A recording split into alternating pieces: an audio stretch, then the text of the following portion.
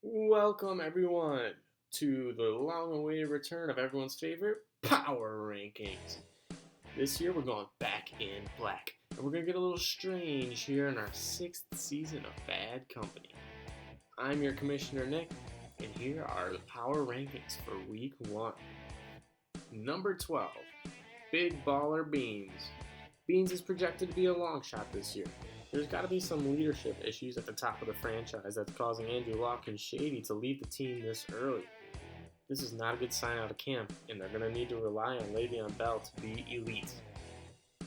Number 11, When Legends Rise. Another long shot here. This team has two big mysteries in the form of T.Y. Hilton without his QB1 Andrew Luck, and Melvin Gordon still sitting out for a better contract. Either way, both situations are not favorable.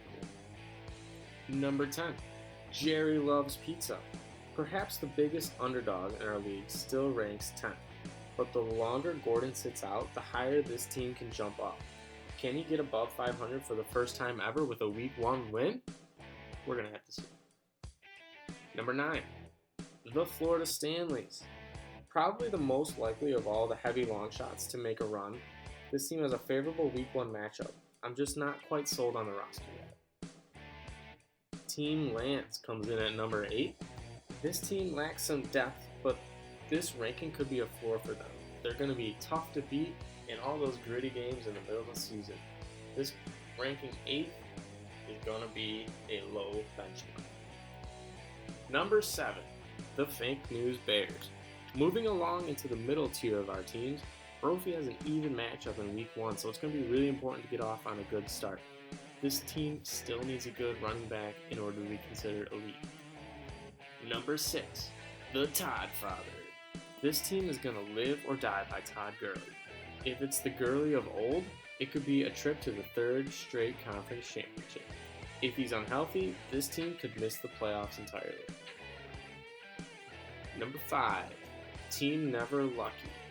This owner likes to talk a lot of trash in the group chat. In the league, may be forced to explore relocation if the results aren't there this year. The pressure is clearly on for the team formerly known as the in-season favorite. Number 4, you're Barkley up the wrong tree. This team looks good on paper and it had a very strong draft. Let's see if they can stay competitive beyond Thanksgiving like I predicted earlier. A good way to do that would be winning Week 1 against the reigning champion. Number 3, Borat Great Success.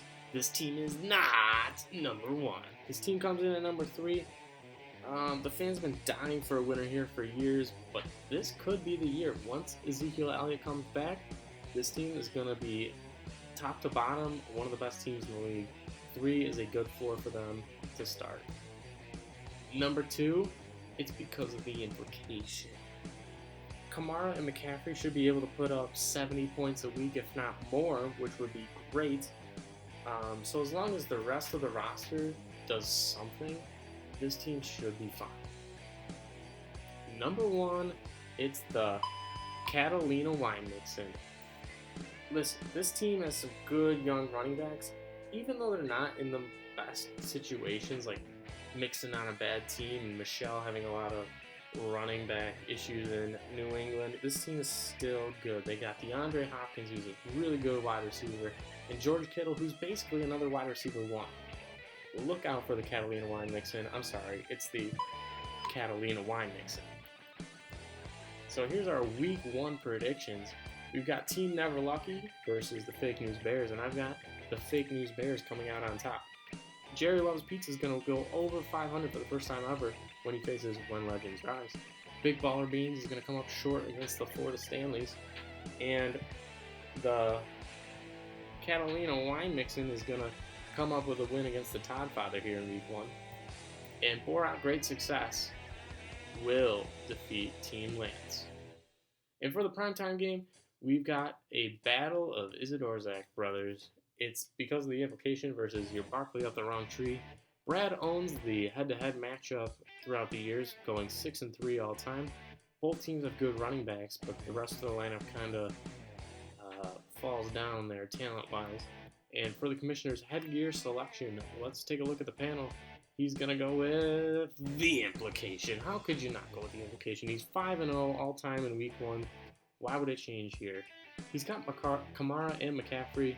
Expect big things. But that's all I got for you guys here. That is our Week 1 power rankings. Let me know what you guys think of your rankings, and good luck to everyone this week. Yours truly, the Commissioner. Have a good one.